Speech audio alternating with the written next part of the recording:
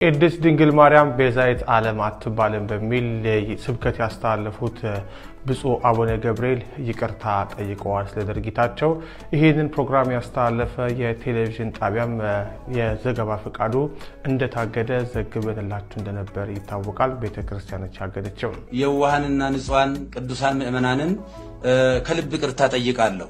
ብፁዕ አቡነ ገብርኤል ዛሬ በቪዲዮና በጽሁፍ ባሰራጩት መግለጫ ይቅርታ አድርጉልኝ ብለዋል። ባስተላለፍኩት ስብከት ያዘኑ የተከዙ ምእመናንና ቅድስት ቤተክርስቲያንን ይቅርታ እጠይቃለሁ።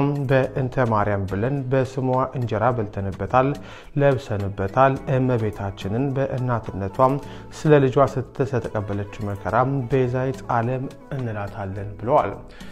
ቤተክርስቲያንም ደግሞ በዚህ ጉዳይ ስሟ በመነሳቷ ታላቋ ቤተክርስቲያን ይቅርታ ሊጠይቃት ወዳል። ብፁዕ አቡነ ገብርኤል በይቅርታቸው ላይ ቀጥለው እመቤታችን እንኳን ለዓለም ለልጇ ለክርስቶስ ቤዛ ነበረች።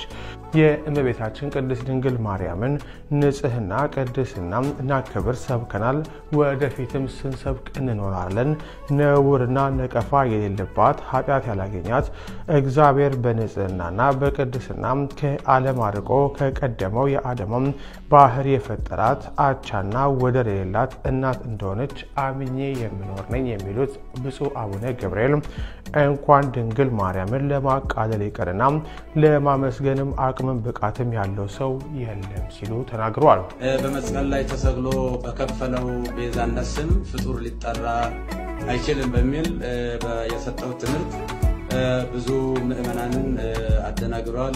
በእለቱ በተሰበከው ስብከት ምክንያት ያዘኑ የተከዙና የተከፉ ምእመናንን እንዲሁም ስሟ በክፉ የተነሳባት ስንዱ የሆነችውን ቅድስት ቤተክርስቲያንን ይቅርታ ጠይቃለሁ ብለዋል ብፁዕ አቡነ ገብርኤል።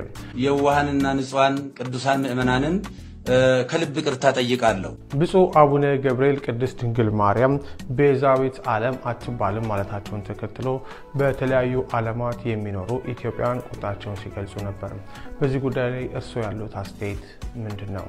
እስኪ በኮሜንት ላይ ጻፉልን።